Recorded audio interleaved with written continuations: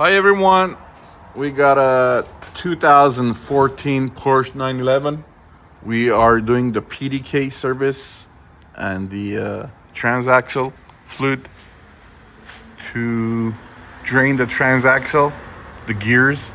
So there's two drain plugs, one here and there's one right here. And to fill it, there's a bolt goes right here. We already took that out.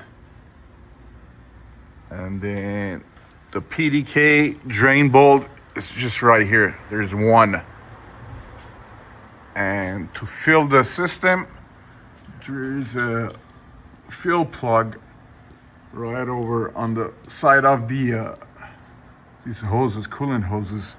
Let me see if I could get it.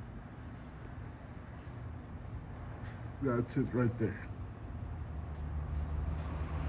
Right behind those two hoses. Right there. That's how you fill it. Thank you for watching.